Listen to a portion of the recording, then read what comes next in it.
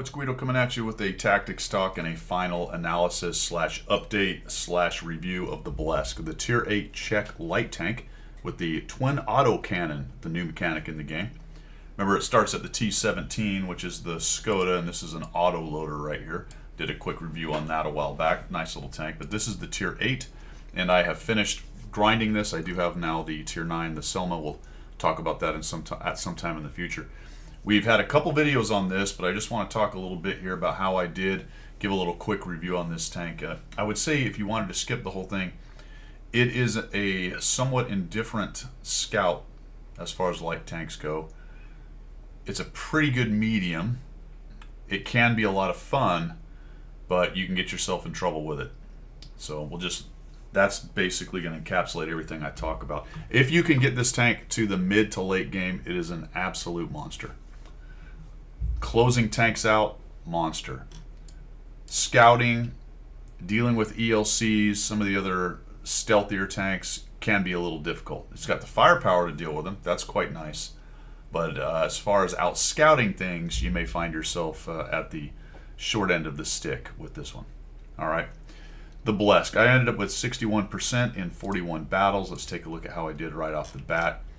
I did have some blueprints come through, so I didn't have to go through the whole thing, but I did have to unlock all of the modules. I didn't have any free experience at the time to unlock any modules, so unlocking modules and going to the next tank, the Tier 9, only took me 41 battles, but also, like I said, I did have a few blueprints, maybe 3 by the time I was done, to knock off some of the effort there. 856 average experience is actually not that good, and my numbers on this tank are lower than most of my other Tier 8 light tanks across the board. Other than the win rate and its closeout ability, the rest of the light tank stuff, it didn't do it quite as well. I enjoyed it, had a good time with it. I don't think these numbers support continuing on a over 60% win rate. We'll see what happens. I will take it to 100, and we'll see how that goes. So 60%, as I said, or 61, 60.98. Battle survived is 34, which is not bad. 58.5% hits, and that speaks to the auto cannon. We'll talk a little bit about some ways to mitigate the inaccuracy of that, because as you hold the trigger and continue to shoot, the dispersion circle gets bigger and bigger. Whatever, we'll just talk about burst, right? Burst, let it settle, burst, let it settle. You can't always do that. That's not what you want to do on a strafing drive-by, but at range, medium to longer, you want to try to, if you can, burst, let it zoom back in, burst, let it zoom back in. You'll have a little bit more success with hitting things. 1.28 damage, 1.63 destruction. Armor use, as you can see, nothing. Pretty funny, though, I do have a steel wall. That was another Blesk shooting at me, so whatever the requirements for that were covered. That's an interesting thing with these auto cannons. You are going to find yourself getting odd steel walls based on these things, just because of how many shells are going down range. Average damage 1,094, almost 1,100. We only have 783 assistance average. That's a little low for my Tier 8s. Low on the vehicle spotted, because I learned pretty quickly not to be the guy way out in front trying to spot. This is not the tank for that. When I did try to be super aggressive and I thought Mr. Auto Cannon was going to save me by gunning everything down, I generally got killed. Problem with that idea is that while it has a pretty good burst DPM, it rarely is enough to take anything from full hit points down to 0, which means now I'm into a slightly below 20-second reload, maybe into the 16 to 17 seconds, depending on your setup, and that's usually enough time for them to kill you off. Let's see, I did have a 2,800 damage game and 4 kills. That's pretty low, actually, as far as the best game. It just was a fairly solid performer overall. How did I have this thing set up? As you can see here in the garage, I was running CVS, not in the bonus slot for a while. Somebody actually mentioned that, and I realized it and switched it. I was running Bounty Optics and Bounty LNES. I was running food, and let's talk about the ammo, guys, because I've rarely had any reason to fire AP.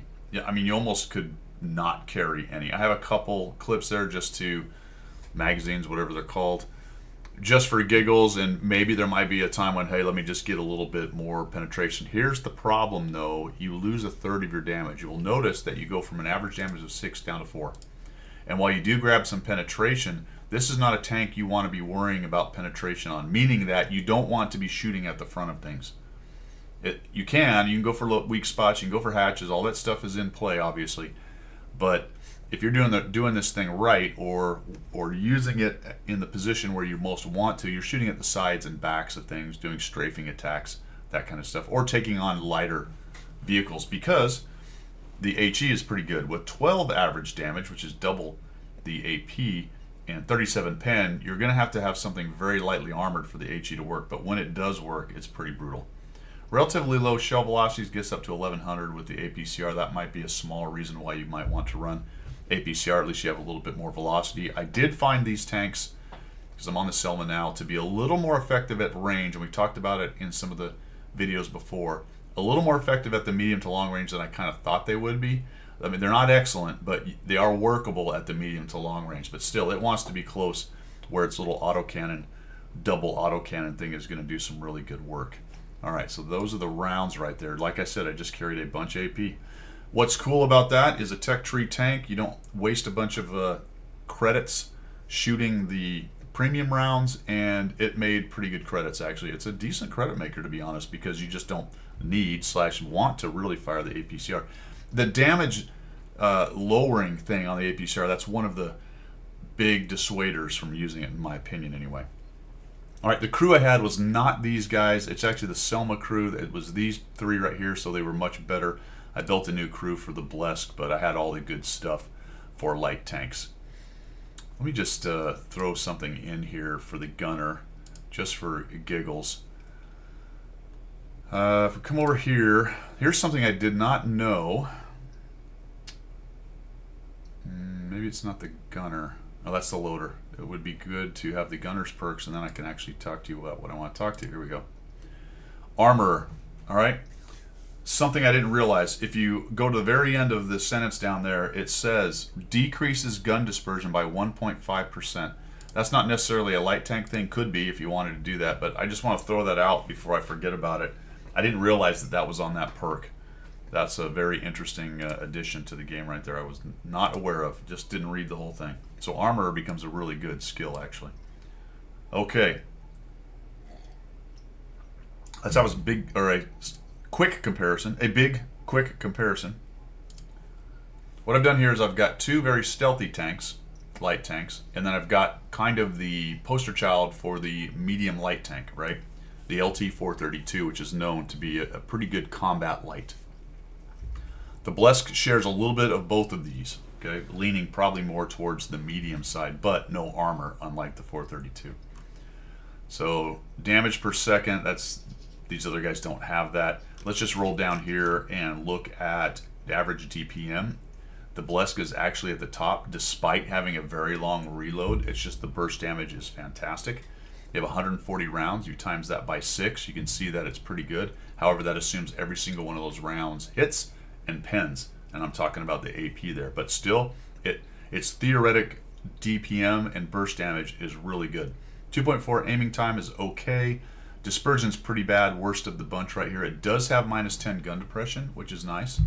The gun traverse speed is good, but almost not fast enough to stay online if you're doing a really fast drive-by. So do watch and make sure your turret is still tracking.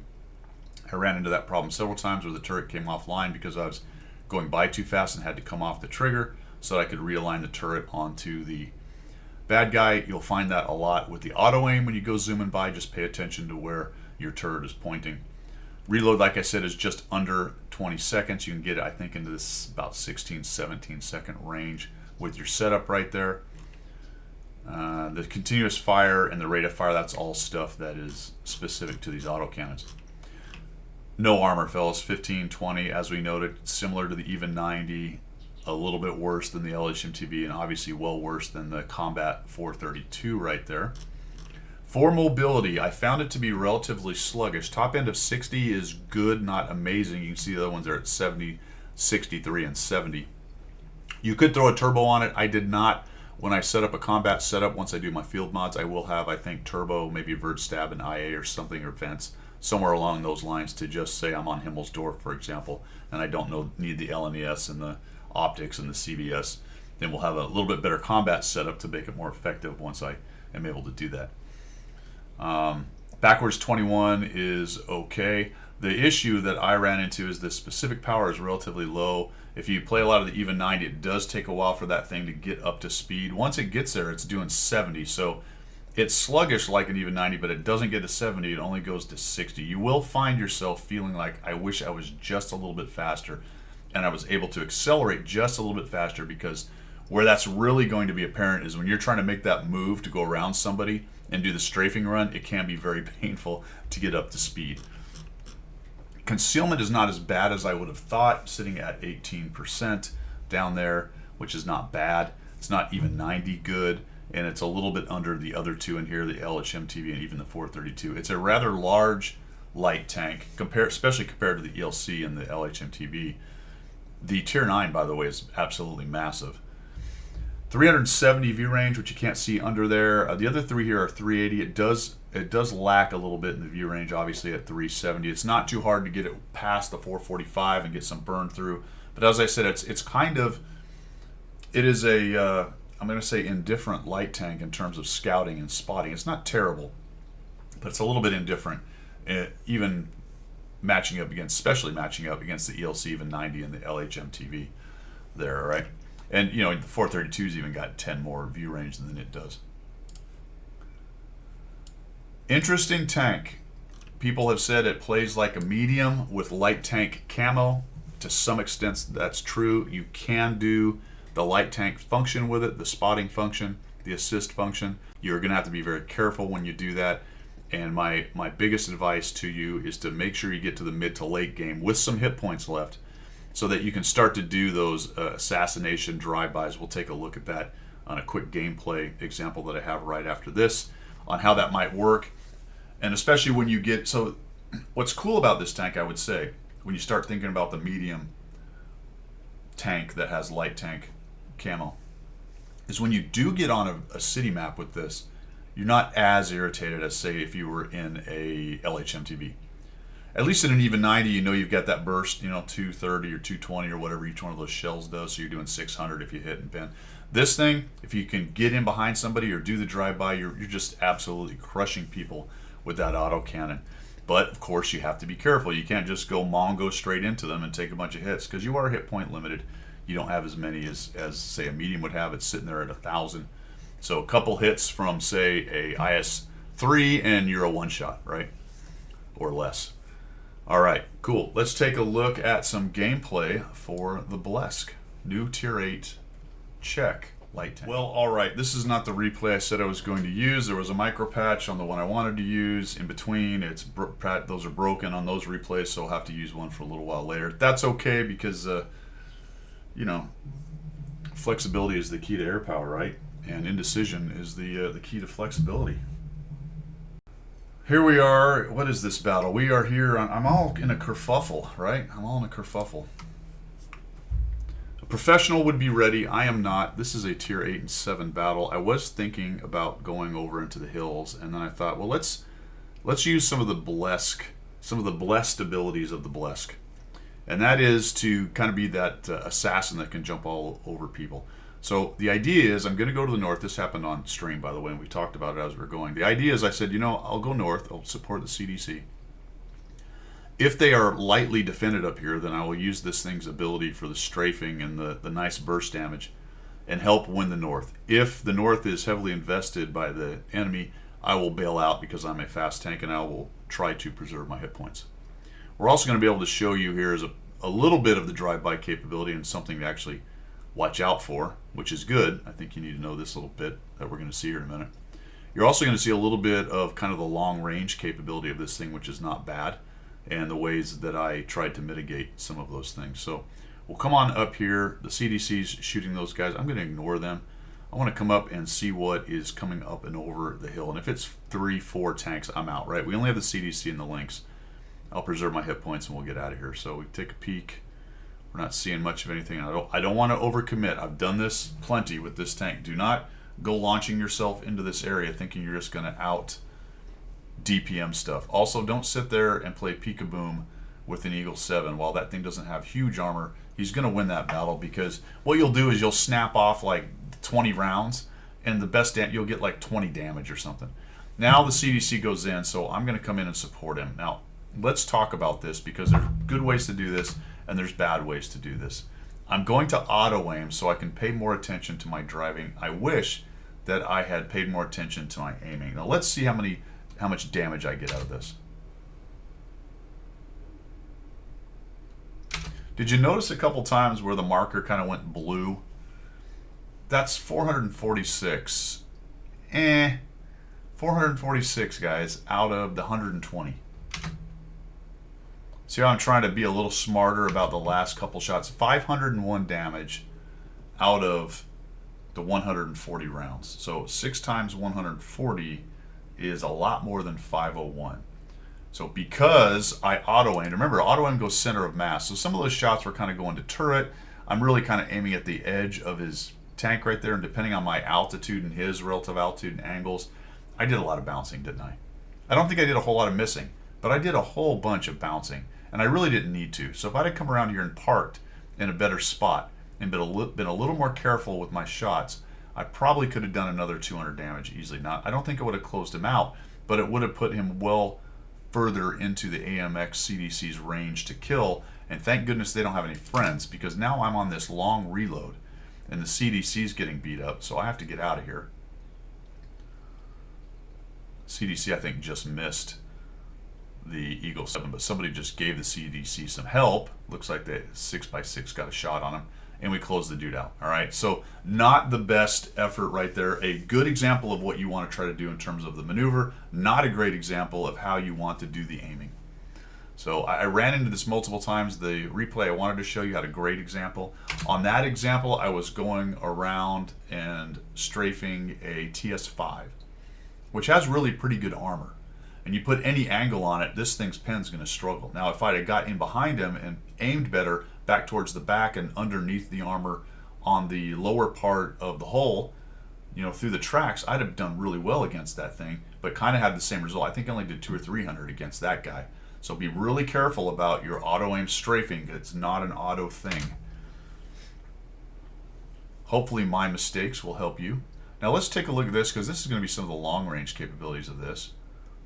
I'm going to sit here for a minute. I'm like, okay, we got this. Oh, look at this juicy target. Burst, burst, burst, burst. All right, I got lit. Let's get out of there. It looks like the 6x6 moved up. Kills off the CDC. I'm just going to force a reload, guys. It's going to be a while before I'm lit. There's a Scorpion and a Super Hellcat. I really just don't want to drive around there and sit out in the open. There we go. That guy's dead, so let's go ahead and work on him if we can. Okay, that was more of a long burst there because I knew he was going to get down below there, so I figured I'd just shoot as much as I could. We're going to force a reload. And we've got a pretty good wind going on at the moment. Should be a relatively easy win, but I'm only at 934, so a little more effective at range than I would have thought, but not hugely effective. So that guy didn't see me. He ends up killing off the 6x6. I don't want to go driving in there because I know the Scorpion's up there. I'm going to try to get this Hellcat out. Not bad on this dispersion right there, fairly tight circle. Let's see if he shows his face. There we go. There we go, we got him just, and we're back out. So we got 1,000 damage now. No assist. Guys are starting to push in. And we should have another example up here for you of taking on the Scorpion. Being a little more careful with our dispersion. HE might have been nice. I should have probably thought about that against the Scorpion. There we go. Just being more careful with the shots. Oh, not enough. Not quite enough. Boom. There's some assist. 335 added in there. Somebody else must have hit him along the way. Looks like, yep, someone hit him for 268 earlier. And now we're just going to push in. I don't think I have any more damage. Maybe I got some on the S51. All my votes left, pushing in. It's too bad there aren't a few more guys to shoot. The JP's down low. The S51 is up high. I don't remember actually if I got the shot. I think I do actually. So we've got 1 kill, 1,500 damage, 335 assist. Here we are doing just about 60, so we did get up to speed, headed downhill. It was very helpful. Nope, we don't get a shot. I forgot about that. The Artie takes him out. We'll spin around. We'll grab a couple cap points or something like that. So there you go. It wasn't exactly what I wanted to show you, but I was able to show you some of the circling capability of the thing. Be careful about that, as I noted earlier in the video. That was early in the game, but there didn't seem to be many other guns around. You don't want to be doing that if there's a bunch of guns around, so you are going to be emboldened and feel like maybe I can just jump out and absolutely punish somebody, but play it like you would your auto loaders, where you probably already learned that lesson, right? I don't want to jump out and stand in and just try to shoot at all my whole clip down range and then die. That's what you would like to avoid with this thing. And then it's like any scout, if you can get to the mid to late game with votes, with your hit points intact, then you can spend your hit points later on in a more wise fashion than trying to get 300 damage by eating 2 shots and shooting 6 HP auto rounds 300 rounds down, or 300 yards down range. All right, let's finish this off. All right, before we go, let's take a look. We didn't do it before, but let's take a look at actually how this is doing in game now that we've got some data. 816,000 games played on the NA server. Actually, that's EU. Let's take a look at NA just for giggles. It's not going to be near that many on NA. 123 though, so more right now than the ELC, and the ELC is one of the most popular tier 8s. I think the on-track is driving up the bat chat numbers right there. But we're sitting at now on NA, it is the top tech tree. On EU, the LHMTV is more popular, as is is more successful in win rate, as is the WZ132. That's kind of interesting, actually. That's fairly different. But on the NA server, we've got a -1.32 win rate differential. Check that out. Very interesting. It's not something I've paid close attention to fairly recently, but most of the light tanks have a negative win rate differential, which means that the skill rate of the player, people are underperforming it on average. That's obviously from worse players, and I think that's because scouts are just harder to play, so bad players have a hard time with it. It is rocking a 643 average damage and a 528 average assist. I'm doing better than that.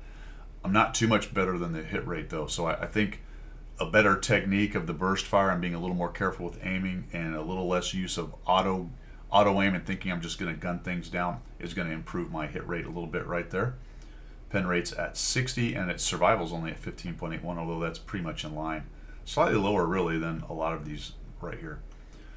So a little bit surprised that it's not any better than that. I mean, it's below the Senlac. Now remember though, a Blesk or a tech tree tank, Blesk in particular, but tech tree tanks in general, people have to play them stock. That being said, and I also didn't mention this, so let's do that right now as well, as I'm catching up on all the things I should have talked about. Go to the tech tree. It is not a bad grind. It's not going to bother you. It's actually doable.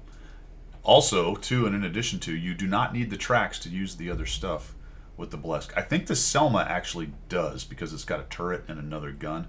As I was quickly upgrading it, I noticed I got the little hash marks. But the Blesk, as I remember, I didn't have to do it in the order of the tracks. It didn't care about the weight, so you can do whatever order you want on the Blesk right there. In addition to that, it is a 3-crew tank. All right, guys. That's it on my review of the Blesk. I like it. I think it's pretty balanced, actually. I thought maybe, from what I was seeing, it had a chance to be pretty overpowered. It's good, I would say, and a fun tank, but I don't think it's necessarily overpowered. I don't even think it's really overtuned, even as it's doing pretty well overall. So let me know what you think of the Blesk. Have you ground through it? Are you past it? Are you ignoring it? What's going on with you? That is all I've got, guys. Have a great one, and we will see you.